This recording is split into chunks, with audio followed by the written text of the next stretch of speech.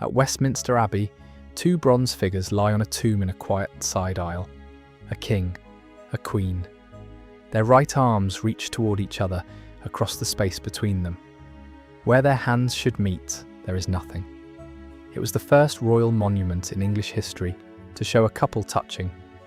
The 1395 contract specified it. The effigies were to be crowned, sceptres in their left hands, right hands joined. For more than 200 years they were. Then someone broke the hands off, probably for the gilded metal, probably during the Civil War. What remains is the reach without its completion. The king is Richard II. The queen is Anne of Bohemia. In the summer of 1394, Anne caught the plague. She was 28 years old. Within 5 years, Richard would lose his crown. Within 6, he would be dead in a cell at Pontefract, starved by his own choice or by his cousin's order. No one knows for certain which. England survived the plague. Richard II never did. There is a story in that tomb. It is not the story most people are told. You have probably never heard her name.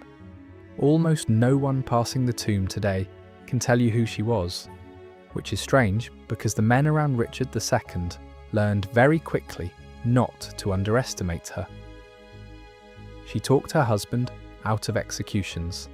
She negotiated pardons for the citizens of London when nobody else in the court would risk asking. She kept her court at peace, while the rest of the kingdom wasn't. For 12 years, Richard II was calmer beside her than he would ever be again, and then she died. This is the story of what kind of love grows between two teenagers who didn't choose each other. What Anne of Bohemia managed to do in a court where queens were supposed to stay quiet. What happened to a king who lost the one person who could steady him? And why, 600 years later, almost nobody knows her name, even though the tomb he built for her is still right there at Westminster, where anyone can see what's left of it. It begins on a frozen road through Saxony in the winter of 1381. A carriage, the sound of wheels cracking the ice. A girl of 15 inside, fluent in 3 languages, none of them the one she was about to need. No dowry, no idea what was waiting for her. She knew she was going to England. She did not know the English court had already turned against the marriage. The hostility had begun in Parliament 6 months before her carriage crossed Saxony. The match had been arranged by a man who needed England's friendship more than England needed his sister. Wenceslaus IV of Bohemia, King, Emperor-elect, Anne's half-brother. He was going to send her to England with no dowry at all. England, in fact, was going to pay him. The sum is recorded in the issue rolls of the Exchequer for 1381 and 1382, 20,000 florins. A loan everyone in Westminster knew would never be repaid. The English chroniclers were not subtle about it. Thomas Walsingham at St Albans called it a waste of English money. The Westminster Chronicle was politer but said roughly the same thing. Anne brought no land, no soldiers, no military alliance against France, no concession from the rival Pope at Avignon. She brought herself, her Bohemian chaplains, a small entourage, and the embarrassing suggestion that this was the best match England could get. What nobody in that parliament wrote down, because nobody yet knew it, was that within a few years the same parliament would mourn her in writing. She arrived in London on the 18th of December, 1381. Snow on the road. A girl who had spent 2 months travelling, who had crossed the Channel for the first time in her life, who had been told she would be queen of a country she had never seen. The city she rode through was still recovering from a peasant uprising 6 months earlier, an uprising in which the Archbishop of Canterbury had been dragged from the Tower of London and beheaded by the mob. The king who came to meet her had personally faced those rebels at Smithfield, on horseback, with a thin guard around him that same summer. He had been 14 years old. She had turned 15 the month before. The Lord Mayor of London met her at Blackheath, a hill outside the city, with a great procession of aldermen, and led her in. She saw Richard for the first time at Westminster. It was a brief meeting. He spoke. She listened. Neither of them, the chroniclers note, said very much. They were married at Westminster Abbey on the 20th of January, 1382. The ceremony was described, even by sympathetic chroniclers, as more lavish than the country could afford. He gave her jewels. She spoke German, Czech and Latin. He spoke English, French and Latin. Latin was the only language they shared, so that is what they did. For their first months together, they spoke in Latin.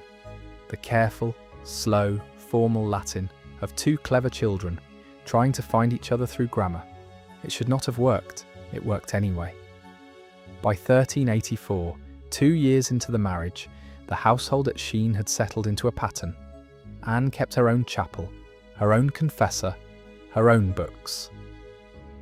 Richard came and went between Westminster and Eltham, in and out of the long quarrel with his own nobility that would, in a few years, nearly cost him his crown. Richard II did not become a gentler man in those years. He still took offence quickly. He still remembered slights. He still watched the men around him for signs of disloyalty he could later punish, but when he sat next to his wife at dinner, he sometimes touched her hand under the table. When he was angry, and he was angry often, she could enter a room and the anger, somehow, would quiet. Still present, lower, more contained, less dangerous. On at least one occasion, when he had decided to execute a man and she had decided he should not. The man, by morning, was simply alive. By the late 1380s, courtiers who needed something from the king were going to the Queen first, quietly, without saying it directly. She did not always agree to help. When she did, it usually worked, not always. In the winter of 1388, Parliament was putting some of Richard's closest men to death, including Simon Burley, who had been Richard's tutor since boyhood. Anne pleaded for him. According to Walsingham, she pleaded on her knees for hours. Burley was executed anyway, after by every account Richard withdrew. When he returned to court, he was harder. Whatever part of him could be talked out of cruelty was, from that winter onward, only available to Anne. It is the only refusal of hers the chroniclers describe at any length. By the summer of 1392, 10 years into her marriage, she walked into Westminster Hall to do something she had done many times before, to ask her husband to forgive a city. This time, the city was London. It had been put under royal control 3 months earlier. Its mayor and sheriffs were in prison. Its right to govern itself, 3 centuries old, had been suspended. The aldermen had tried every channel they could. None had worked. They had come to her. She walked the length of the hall. She knelt on the stones in front of the throne. According to the priest who wrote the longest account of what followed, Richard Maidstone, who was probably present, she did not get up. She begged him for the city. She did it slowly, in front of his entire court, in front of men who had spent 10 years watching her do exactly this kind of thing, and watching it succeed. He gave London back her liberties. He did not need to. He was the king. The chronicles say he was visibly pleased to be asked. She had 22 months left. What she did with those 22 months, and with the 10 years before them, was not mostly written down by her. Anne kept her own household, her own confessor, her own library. Geoffrey Chaucer, by then in his mid-40s working in royal service, writing in English at a time when most serious literature was still in Latin or French, spent the late 1380s on a book addressed to her. The Legend of Good Women. He never quite finished it. In the prologue, he instructs that when the book is complete, it should be given to the Queen at Eltham or at Sheen. The Queen is Anne. It is one of the only times in Chaucer's career that he addressed his writing directly to a royal patron. She read Latin, German, Czech. She read the Gospels in all 3. After she came to England, she read them in English too. This was unusual enough that when she died, the priest who spoke at her funeral made a point of mentioning it. His name was Thomas Arundel. He was an ambitious cleric on his way to becoming the most powerful churchman in England. A Lollard priest named William Thorpe was in the abbey that day. He heard Arundel speak and later wrote it down. The Archbishop praised the late Queen, by name, in front of the assembled court, for the way she had studied the four Gospels in English, with the commentaries of the Church's own doctors to guide her.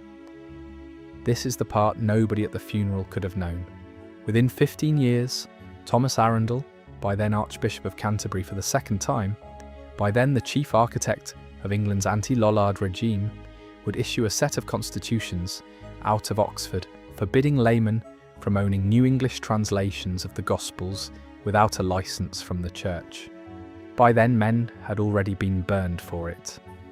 The first was a London chaplain called William Sawtre, burned at Smithfield in 1401.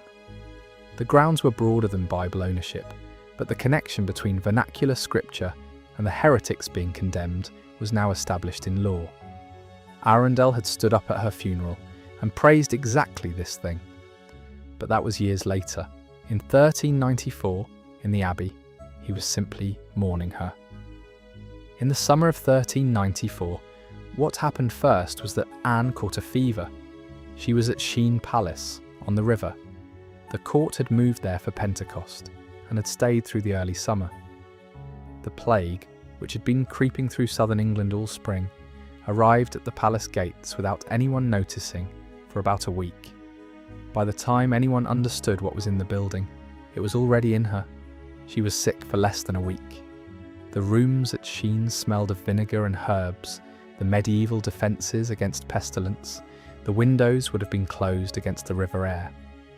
Walsingham, who was usually clinical about these things, becomes brief. He says the king did not leave her side. She died on the 7th of June, 1394. She was 28 years old. Walsingham records, and several other chroniclers repeat, that Richard would not be parted from her. He stayed in the room at Sheen for hours afterward. He had to be told, eventually, to let her go. The first thing he did was issue an order. The palace at Sheen, its hall, its private apartments, the buildings around it, was to be pulled down. The order survives in the patent rolls. The king did not want the palace to exist anymore. He did not want anyone else to live in the room where his wife had died. The funeral was at Westminster. The whole court was required to attend. When one of the noblemen, the Earl of Arundel, brother of the priest who had given the eulogy, arrived late at the ceremony and asked to leave before it was finished, Richard II walked across the abbey, took a sword from a guard, and struck him hard enough to draw blood. The Earl was dragged out of the church bleeding. The king stayed. Within the year, he had commissioned the tomb itself. He paid for it out of his own household account. The craftsmen, Nicholas Broker and Godfrey Press, were given specific instructions. His effigy was to lie beside hers. Their hands were to touch. He was 27 years old. He had 5 years and 3 months left to rule. For the first 18 months, Richard did not remarry. He moved between his remaining palaces, Sheen was gone now, and went on ruling. The chroniclers who had watched him through the marriage began to write of him differently. The 1396 marriage was diplomatic. He was 29. The bride was 6. She was a French princess called Isabella of Valois. Her father was Charles VI of France. The marriage was meant to seal a long peace between the two crowns. He treated her with the careful kindness of a man treating someone else's child. He kept her in her own apartments at Eltham. He gave her gifts. He did not, by any account, look at her in the way he had looked at the Queen before her. What changed in him over the next 3 years happened slowly, and then quickly. In 1397, 3 years after Anne, Richard had 3 of his oldest political enemies arrested in a single week. One of them was the Earl of Arundel, the same Arundel he had struck at her funeral. By the end of that summer, Arundel had been executed on Tower Hill. Gloucester, the king's uncle, had been smothered in his bed in Calais on royal orders. Warwick had been broken in court and exiled. The king did not return to public business for several weeks. He stayed at Westminster. He paid for the masses said for Anne's soul, as he had every year since she died. The chronicles describe him, in that period, as more silent than the court had seen him. By 1398, Richard had begun demanding that men address him as Majesty in the third person when they spoke to him. He had hired an armed personal guard of Cheshire archers and kept them inside the chamber when he held council. The chroniclers who had once described him as a young king quick to take offence now began to describe him as something else. But the men who had been at court through his wife's lifetime began to notice quietly that the king who had let her ask him for the city of London was no longer in the room. He banished his cousin, Henry Bolingbroke. When John of Gaunt, Bolingbroke's father, Richard's other uncle, died in February of 1399, Richard seized the Lancaster inheritance, the largest noble estate in England. He left Bolingbroke landless and in exile. In June he sailed for Ireland to put down a rebellion. He took most of his armed forces with him. By the time he came back, Bolingbroke had landed at Ravenspur in Yorkshire with a small army and was being met on every road by men who had been waiting for him. Richard II was captured at Flint Castle in August of 1399. He was deposed at the end of September by the body that, just a few years earlier, had mourned his wife in writing. He was sent to Pontefract Castle. He died there on the 14th of February, 1400. He had been starved. Whether by his own hand, in despair, or by his cousin's order, no one has ever been able to prove. He was 33 years old. He had outlived Anne by 5 years and 8 months.